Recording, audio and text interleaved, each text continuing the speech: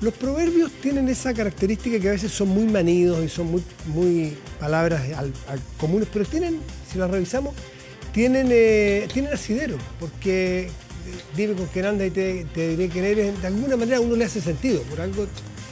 El que no se arriesga no cruza el río también tiene su sentido, pues. Lo dicen, cuidado, te puede pasar algo. Bueno, pero si no me arriesgo, Pepe Auto es uno de los que se arriesga y cruza el río porque hace pronósticos cuando dicen, miren, en esta ocasión mejor no haga pronóstico, guarde silencio. Pepe, ¿por qué te animaste a hacer tu pronóstico sobre apruebo rechazo? Buenas noches. Hola, porque siempre he hecho pronóstico. ¿Te gusta? Me gusta y por supuesto qué sentido tendría que hiciera pronóstico y me lo guardara para mí. No, claro, no, pero para los amigos. No tengo temor al riesgo, y lo he hecho en todas las elecciones. Por supuesto, en algunas han dado por las tapas. ¿En cuál te dio más mal y cuál te dio mejor? Bueno, en las presidenciales en general me ha ido bien, sobre todo, qué sé yo, predije que iba a haber una segunda vuelta entre Piñera y Bachelet, la primera elección, cuando todos pensaban en Lavín y todos pensaban que ganaban primera vuelta Michelle Bachelet. Lo mismo predije la segunda vuelta a Lagos-Lavín en el 99. La famosa de los 30.000 votos. Lo que me costó la enemistad con el comando porque juraban que iban a arrasar en primera vuelta. Me fue muy mal en la elección de mayo de convencionales. Me fue muy bien en la de alcaldes y en la de gobernadores, que ocurrieron de manera simultánea, pero la de convencionales era inédita y tenía las listas independientes, que concentraron 40% de los votos. Recuerdo tu estupor porque estábamos ahí, juntos. Estábamos juntos en aquí, este claro, estudio, detrás de las cámaras, y tu cara era de, miércale, de desconcierto. Claro, pues yo pensaba que iban a sacar 20% de los votos, y era de los que más les daba, pero sacaron 40% de los votos. Y además, la televisión, la franja, porque Piñera, creyendo que perjudicaban a la izquierda y a la centroizquierda, les dio espacio en la franja. Mandó un transitorio para darle espacio en la franja, que no lo tenían porque la franja se distribuye de acuerdo a los votos obtenidos anteriormente. Claro. Y eso les permitió tener identidad corporativa. Entonces la lista del pueblo subió como espuma, sacó 17% de los votos, la tercera lista más votada en esa elección. Y los independientes no neutrales le siguieron. Ya, en esta vuelta te juegas, no sabemos cómo te va a ir, pero te juegas por lo siguiente. El segundo pronóstico Pepe Out que circula, te habrá llegado a usted, es que el apruebo logra a nivel nacional el 46,4% de los votos y el rechazo el 53,6% de los votos. 7,3 puntos de diferencia. 7,3 puntos de diferencia. Que son unos 600.000 votos. En lo bien grueso se parece bastante al Boric Kass de la segunda vuelta. 46, un poco más estrecho esto. Un poco más estrecho esto. Porque eso fue... Claro. Piensa tú que fue 55,87 contra 44,13. Sí, esto es un poco más estrecho. ¿Cómo llegas? Porque yo lo sé porque he leído tú, pero no todos lo han leído. Tiene una explicación bien clara. ¿Cómo llegas a este cálculo de método? No es con encuestas, ¿sabes? Esta no es una encuesta de Pepe Out. No, es un cálculo. Es un cálculo, ¿no? Desde la cifra y del análisis de qué es lo que está en juego. Explícanos la cifra. Primero dices que votan 9,2 millones de personas. Claro. Ya, que es mucho. Un 14% adicional a la participación de voluntaria en la segunda vuelta. ¿Cómo llegas a ese 14? Bueno, es un capricho, naturalmente, una apuesta. Ya. ¿Yo qué es lo que pienso? Estamos en un ciclo de participación electoral alta. Sí. En el plebiscito de entrada se batió el récord, 7,5 millones. En la segunda vuelta presidencial se volvió a batir el récord, 8,360,000 votantes. Y todo eso con voto voluntario. ¿También te sorprendió ese 8,3 millones? Sí, pero esperaba más que en el... Estábamos en la radio juntos ese día y tú decías, 8, va a ser más de 8. Vamos a superar 8. Claro. Yo pensaba 7,7, algo así, que iba a crecer levemente respecto del plebiscito. Pero mira, ¿cuál es el dato? La participación en el plebiscito y en la segunda vuelta tiene que ver con el alza de la participación juvenil, que se recuperó muchísimo desde que cambió el sistema y que todos los jóvenes entonces están inscritos automáticamente y pueden decidir votar hasta la víspera. ¿Ah? Pueden hacer uso de su antes derecho. les interesaba votar cuando ya estaban en campaña, pero ya no podían inscribirse. Fuera, claro. ¿Ah? Entonces, y además el estallido los conmovió, conectaron con el estallido y la elección del plebiscito fue hija del estallido. De alguna manera eso hizo subir la participación juvenil. Pero al mismo tiempo hizo bajar la participación adulta y en particular la participación adulta mayor. ¿Eso por efecto COVID a lo mejor? Y efecto COVID, yo creo, y también efecto de que no tuvo el mismo atractivo para los adultos mayores el estallido y su proceso derivado del estallido. Y ahora, una combinación de alejamiento de la epidemia, de la pandemia, segundo, la obligatoriedad, ¿ah?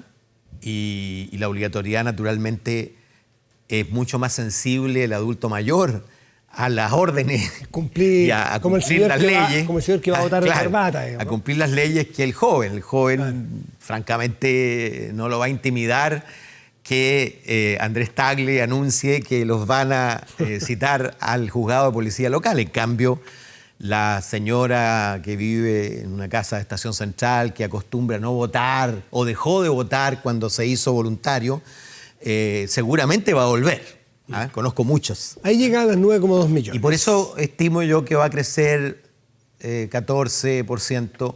Fíjate que el otro antecedente que hay es que todas las encuestas hablan comparativamente de más o menos un 15% de mayor disposición a votar respecto de lo que ocurría en las presidenciales anteriores. De ahí te acercaste al 14. Y, claro. Ya. Perfecto. Ahora, ¿cómo llegaste a que la prueba va a sacar 46,4 y el rechazo 53,6? ¿Cómo llegaste? Mira, yo había hecho un pronóstico que publiqué el 28 de junio y que no miré al construir este, porque el 28 de junio lo construí como construyo habitualmente los pronósticos, que es desde abajo hacia arriba, es decir, región por región, con los antecedentes electorales previos, con los parlamentarios, con las posiciones que iban a tomar alcaldes, concejales y parlamentarios. En fin, yo hacía una apuesta para cada región. Y después, a ciegas, sumaba y me daba el resultado. Y me dio una cosa muy similar. En cambio ahora, hice una hipótesis nacional y la apliqué región por región. Explícanos ¿Qué es lo que dije? Dije, mire... Tome atención porque puede ser complejo, pero si toma atención es muy lógico y fácil. La referencia obvia es la última elección. Claro. Donde los chilenos estuvimos llamados a decidir entre Kast y Boric. Kast, que encarnaba más bien el orden, y Boric representaba más bien el cambio. ¿Ah? Boric sacó 1,8 millones en primera vuelta. Sin embargo, sumó luego 2,8 millones de votos adicionales contra Kast en segunda vuelta. Es decir, votaron por Boric de segunda vuelta 2,8 millones.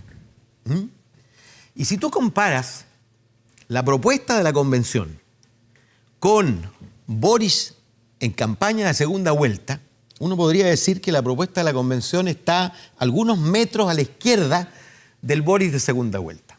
Porque imagínate tú cuál habría sido el resultado si en lugar de peregrinar hacia Lagos y los demás líderes de la Concertación, acercarse a Bachelet, hacerse cargo de la demanda de orden y de seguridad ciudadana, que lo hizo con mucho brío en la campaña de segunda vuelta. No en vano los memes, el Boric de segunda vuelta versus el Boric de primera vuelta. Enfatizar la gradualidad en los cambios para disipar temores. Es decir, él buscó convencer al electorado de centro.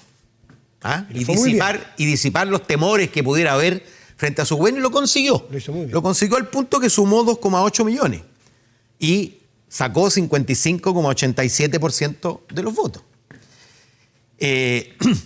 Imagínate tú, en cambio, si en lugar de haber hecho eso que hizo en la campaña de segunda vuelta, él hubiera levantado la bandera de la plurinacionalidad, los sistemas de justicia diferenciados, la eliminación del estado de emergencia por grave alteración del orden público, el reemplazo del Senado por una Cámara de las Regiones con menos atribuciones y el reemplazo de la consulta indígena por el consentimiento.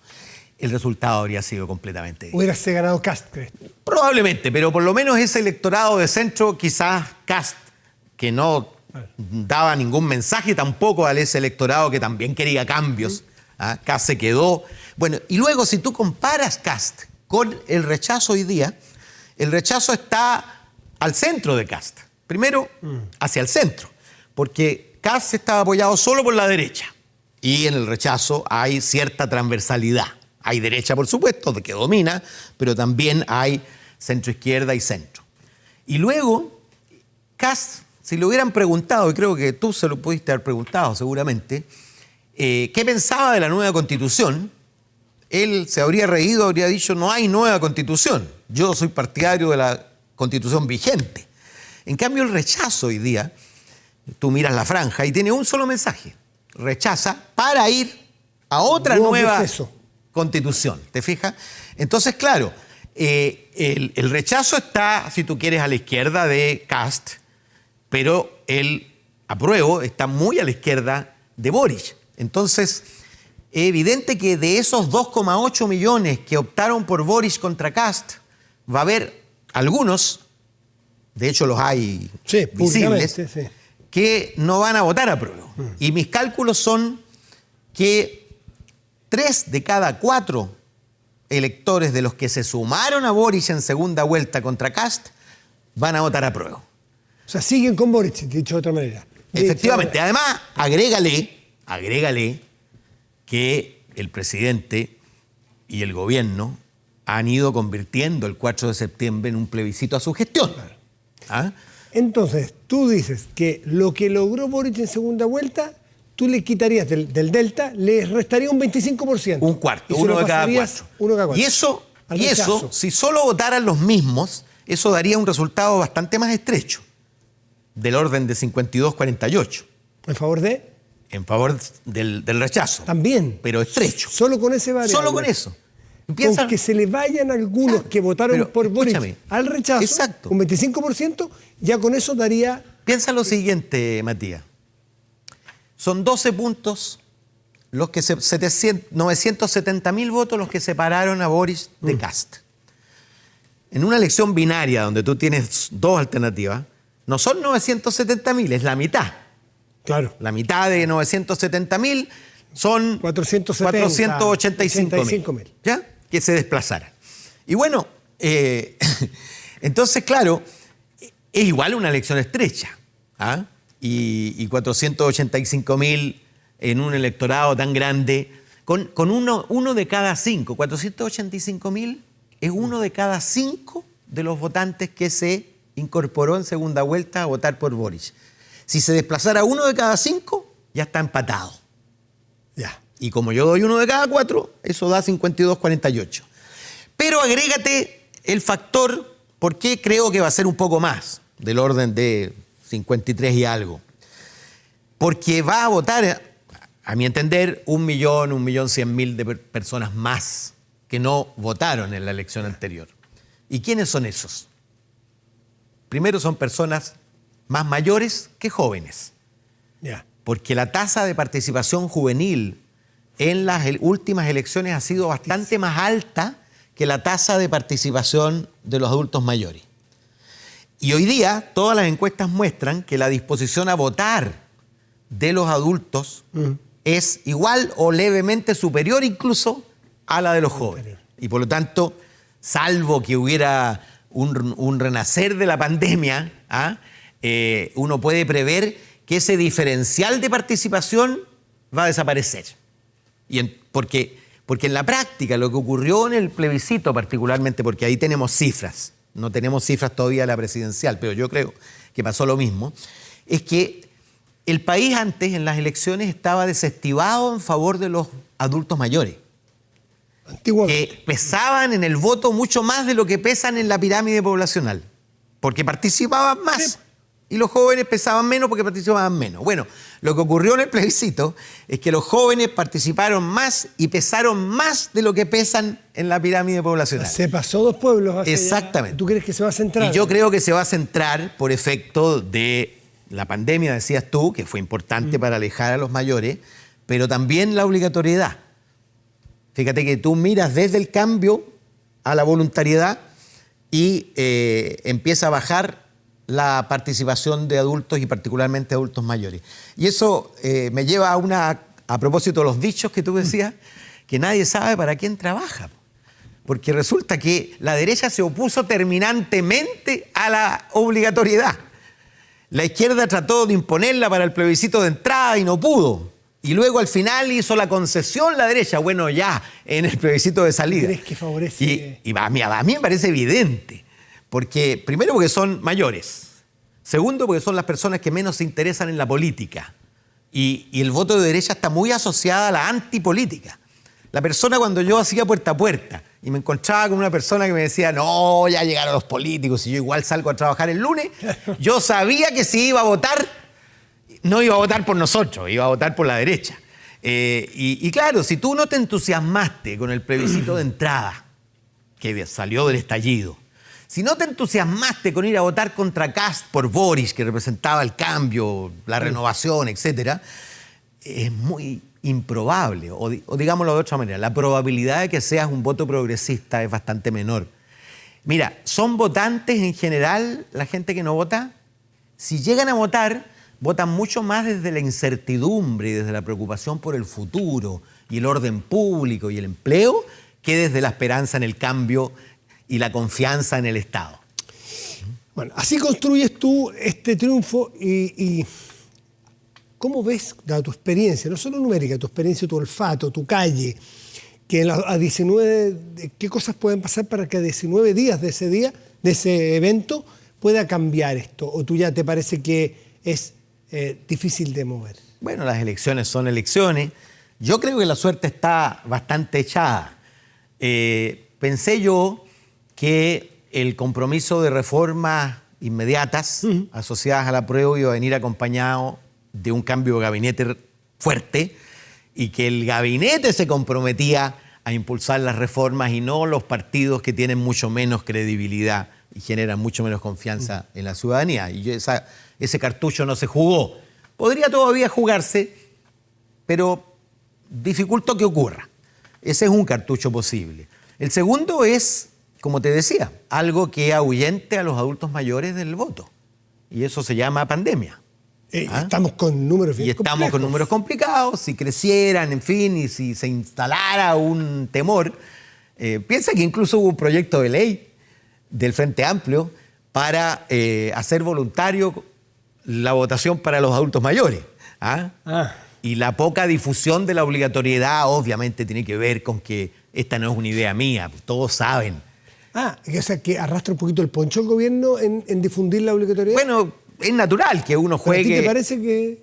Claro, que uno juegue lo que a uno le conviene. Por supuesto, con cierto pudor, con tino, en fin. Pero no se ha puesto el énfasis. ¿Tú sientes que ha habido presidencia del gobierno o no? ¿Cómo voy a sentir que ha habido presidencia? Sería ridículo, sería ponerme una venda en los ojos. No ha habido presidencia y no podía haberla tampoco. Fíjate que yo sinceramente pienso muy distinto a lo que piensa la mayoría en esta materia. Yo me río de las críticas al involucramiento del gobierno y de las figuras políticas que dicen que van a votar X y todos se escandalizan. Primero porque los gobiernos son políticos. Son opciones políticas las que gobiernan y tienen todo el derecho a jugarse por sus opciones. La frontera está en el uso de los recursos públicos. La dictadura usó los gastos reservados para la franja del sí. Y este canal de manera obscena. Esos son los límites. Pero que un presidente en todos sus discursos diga que el apruebo es mejor para el país, está en todo su derecho. Yo eso no lo discuto para nada. ¿Eso te parece hasta ridículo? Me parece ridículo. Purista. Me parece ridículo porque, primero, no lo he visto en ninguna parte. Yo he vivido y he recorrido el mundo desde el punto de vista electoral. En ningún país se les ocurre criticar al gobierno porque está haciendo campaña el presidente Macron para que su lista parlamentaria gane lo mejor posible. Es obvio. Claro.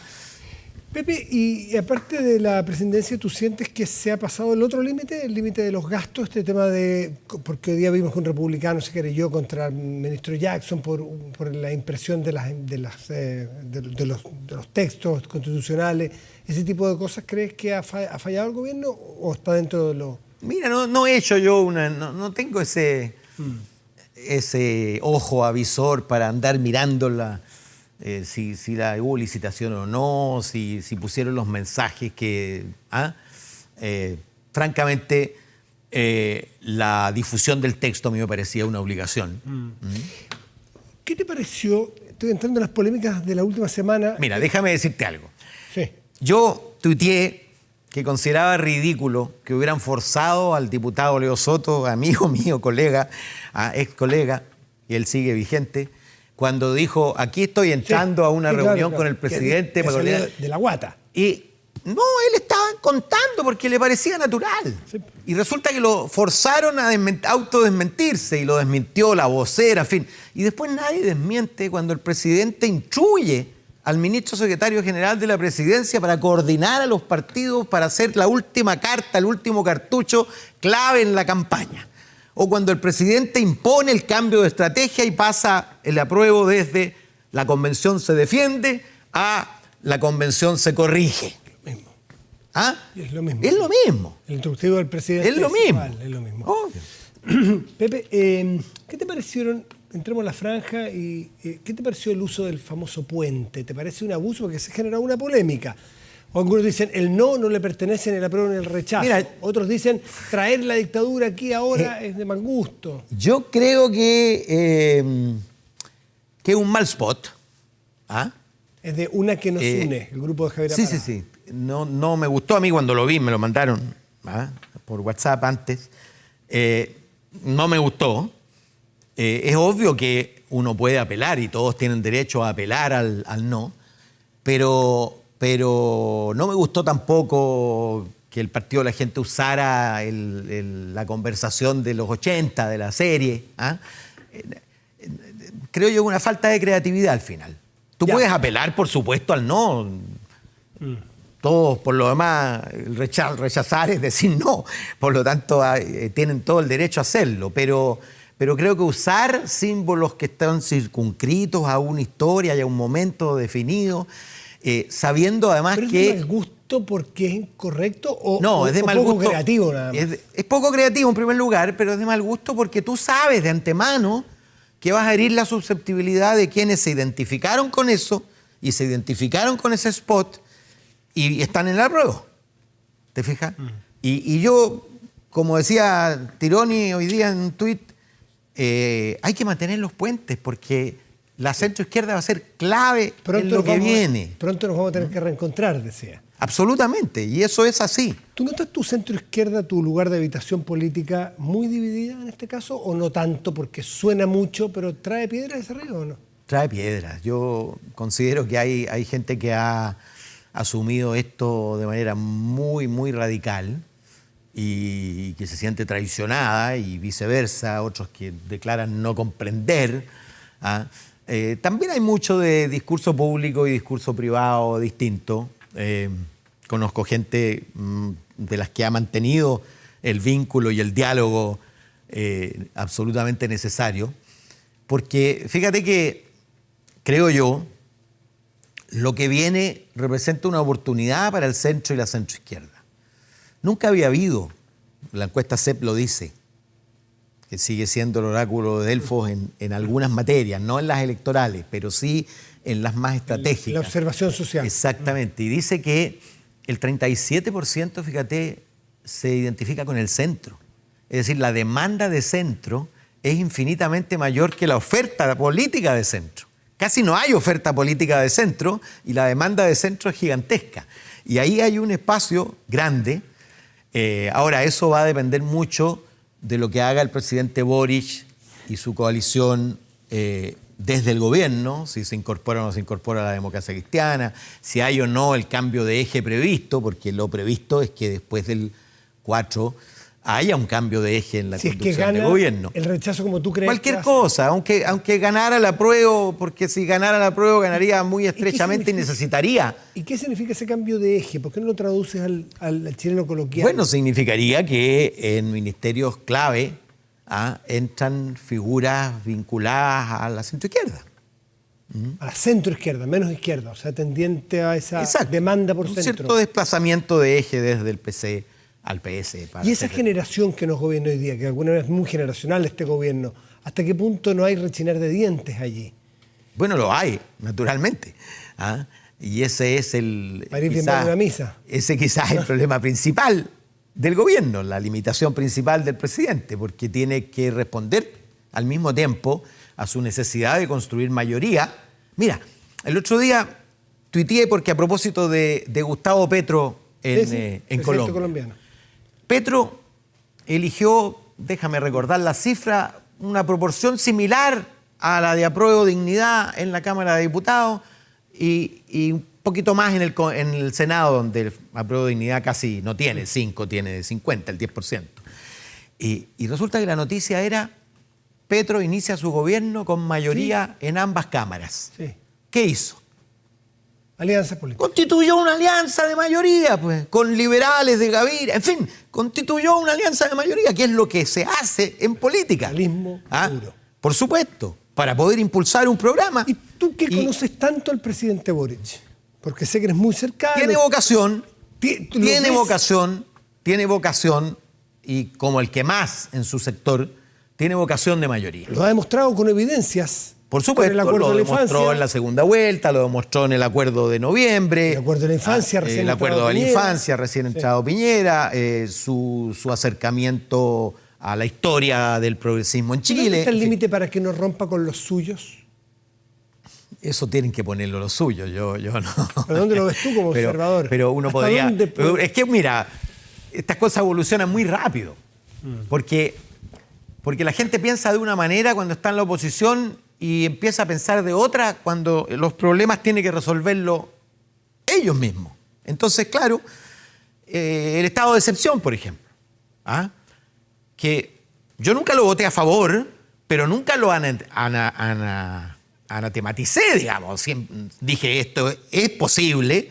El problema es que está solo y no va acompañado de una batería de iniciativas que permitan que en 180 días más estemos mejor que cuando empieza a aplicarse el estado de excepción. Pero no quemaste tus naves. Pero no quemé las naves. Y yo veía a mis compañeros en el Frente Amplio y otros, pero destrozando la posibilidad siquiera, lo que llevó a la convención, entre paréntesis, a eliminar el estado de excepción por grave alteración del orden público. Y felizmente ahora en el acuerdo lo repusieron. ¿Se comprometen a reponerlo? Aunque primero dijeron que era un fake news que había desaparecido, ahora lo comprometieron a reponerlo porque desapareció, si en la argumentación se dijo. Nosotros no queremos que por desorden público se pueda hacer uso de la presencia y control de las Fuerzas Armadas. Entonces, uno habría dicho, ahí hay un límite. Bueno, no lo había. Pepe, nos queda un minutito. Probablemente vas a ir haciendo cosas y vas viendo que cerco se va corriendo. ¿Vas a hacer un nuevo pronóstico o este es tu pronóstico definitivo? ¿Sabe por qué no lo voy a hacer? Porque toda vez que he hecho un pronóstico siguiente cerca de la elección, queda más lejos que el que hice antes de la elección. ¿Sabe por qué? Porque en la víspera empiezan a comerte el seso los acontecimientos, la publicidad, la cosa chica, Este es algo. Para sacarle el pantallazo. Claro. Este es tu pronóstico, ¿no? Este es mi pronóstico. ¿Y quién vota Pepe Out? Mira, me levanto en la mañana votando de una manera y me acuesto en la noche votando de otra. Yo soy, y lo he dicho muchas veces, estoy para nada contento con la propuesta de la convención. Pero quiero que el presidente tenga la fortaleza suficiente para conducir el proceso inmediatamente posterior a lo que yo creo va a ocurrir, que es el rechazo. Y para eso se necesita que saque una votación significativa. Y en eso está mi reflexión. ¿Vas a decir? Y en eso, no, en eso está mi reflexión. no estoy completamente Seguro. Y si llegas a la seguro y si llega a una convicción, ¿lo vas a decir? Tampoco quiero tomar partido y hacer público una opción electoral cuando estoy intentando mirar con la máxima distancia y la objetividad, que siempre es imposible, por supuesto, pero la máxima distancia y objetividad posible. Y si tú te conviertes en alguien que promueve un voto, pierdes eso, naturalmente. Yo no voy a promover el voto. ¿Sabes por qué, además? Déjame decirte algo que algunos seguro no van a estar contentos con esto. Lo veo con mucho menos dramatismo de lo que lo ven la mayoría de las personas. Que gane el apruebo o que gane el rechazo. No ves abismo en ninguno de los dos lados. No veo abismo. Por supuesto tiene consecuencias distintas. Yo creo que si ganara el apruebo va a haber igual inestabilidad política y resistencia de la Cámara y del Senado a convertir en prosa lo que está escrito en poesía.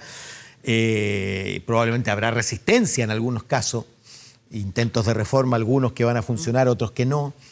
Y si gana el rechazo, bueno, va a haber otro proceso. Yo espero en ese caso que el presidente resuelva muy rápido qué es lo que le va a proponer al Congreso como camino. Yo creo que de todas maneras va a haber una convención, probablemente distinta, más pequeña, con un mandato más reducido en el tiempo, en fin, con mayor capacidad de los partidos para poner a sus mejores especialistas en esa redacción, porque hay una demanda de legitimidad democrática, pero al mismo tiempo hay una demanda de expertise. Don Pepe Out, como siempre, un gusto conversar contigo. Que te vaya muy bien. Gracias.